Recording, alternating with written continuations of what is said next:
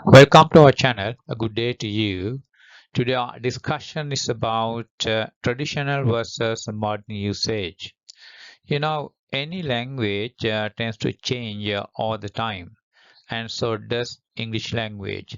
So we can see a lot of changes which have occurred in many areas or aspects of English language.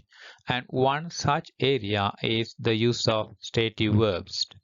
My problem is, have you had an update to your English grammar, or are you still teaching or speaking the language that you learned many, many years ago? And here you get a definition, a simple definition of what stative verbs are. What are they? Stative verbs describe states, conditions, or situations rather than actions. They express what something is rather than what something does. Have a look at these sentences. Uh, I am understanding the problem. She's knowing the answer. Are you remembering the place? Now, in the first sentence, I am understanding the problem. So, is this sentence right or wrong? According to traditional grammar, that's wrong. So, we have learned, according to traditional grammar, that stative verbs are not generally used in the progressive aspect or in continuous tenses. So here I am understanding that's in the progressive aspect. So therefore we can't say I am understanding the problem. According to traditional grammar, I understand the problem.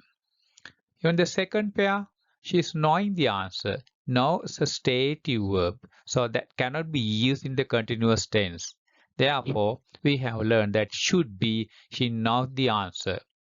In the same way, do you remember the place, but not are you remembering the place? Now, this is the traditional grammar that we have learned. Is it the same even today? Let's see. For us to come to know how they are used, we must have an understanding of what these stative verbs are. And I have given you some examples, but these are not the only verbs that you can find. There are many more. The first one is mental states or cognition. Here, the verbs like believe, know, understand, realize, recognize, remember, forget, think. Now, when you are going to have as an opinion, then suppose, imagine, doubt, assume, consider, mind, mean, matter.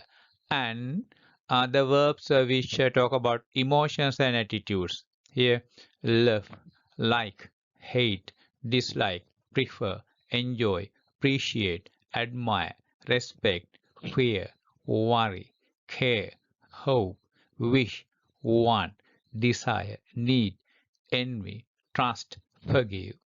All these verbs are generally known as stative verbs, but it doesn't mean that some of these verbs can be used in the other way as well, that we can talk about later on. Verbs which are related to senses and perception are also known as stative verbs. What are they? See, hear, smell, taste, feel, sound, look, seem, appear, notice, observe. And again, the verbs which express the possession or the relationships: have, own, possess, belong, contain, include, involve, uh, consist, depend, relate, concern, regard, owe, lack, cost, worth. And we have learned that these stative verbs cannot be used in the continuous form or progressive aspect except in certain cases.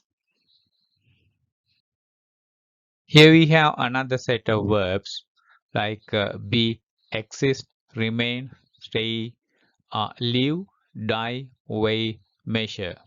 And then speak and understand, particularly when it is related to communication. For example, he speaks Tamil or speaks Hindi, but we don't say he speaking Tamil. Here, in the same way, measurement and comparison. equal, resemble, differ, compare, contrast, match, fit, and suit. So what I'm trying to show you in my video is that that particular grammar, the traditional grammar, is no more. That the grammar has changed, and when you go through some literature, particularly you see now some very famous magazines and newspapers or newspaper articles, we can see a lot of changes which have occurred. Now, today I told you that our focus is on stative verbs. Now, when it comes to cognitive or mental state verbs, for example, let's say I understand the concept. So that's the traditional one. But now we can see, so it's used in this way as well. I am understand the concept better each day. So that is in use today. So if you happen to write come across a sentence like the written by one of your students, are you going to say that it's wrong? So that's problematic. We're going to have a discussion. Next one here, emotional state verbs. Traditionally, we say she loves classical music, but you can hear today people talking, or even some written form. She's loving her new music teacher. So is it wrong? And in possession, the verb owned. Now we have learned that cannot be used in the continuous tense. The company owns the building. But in modern use, we can hear the company is owning its mistakes publicly. And for the sensory verbs, this taste good. We are tasting wine from different regions. Now that I'll give you some example from famous magazines and some newspapers. Now this is from BBC News. Now what this? The tech giant is being more transparent about its data collection practices than it was 5 years ago. Here what this? A giant is being more transparent. This is the continuous aspects, right? And let's go to the next one. Now look at this. This is from CNN. Okay, doctors are seeing more cases of anxiety in teenagers. Doctors are seeing more cases. Here the verb Z is used in the continuous aspects. And this is from the New York Times. Here, Apple is having difficulty with its latest software update, causing widespread user complaints. Here, Apple is having difficulty, but earlier we used to say Apple has. So the grammar has changed. So what I am saying is, my focus is you see now is about the stative verbs. So what I want to tell you and show you that the use of stative verbs, right, has changed all the time. And these examples are taken from The Guardian, a very famous newspaper, and Reuters. Here too you find two stative verbs. What are they? Want and believe. And I told you that we learned in the past you see now these verbs cannot be used in the continuous form or tenses or the progressive aspect. But you see in the Guardian paper, you have this one here. The team is wanting to prove themselves after last season's disappointing performance. Here, the verb want is used in the progressive aspect. In the second sentence, that's from Reuters, investors are believing in the company's turnaround strategy. Here, believe. So, this is English today.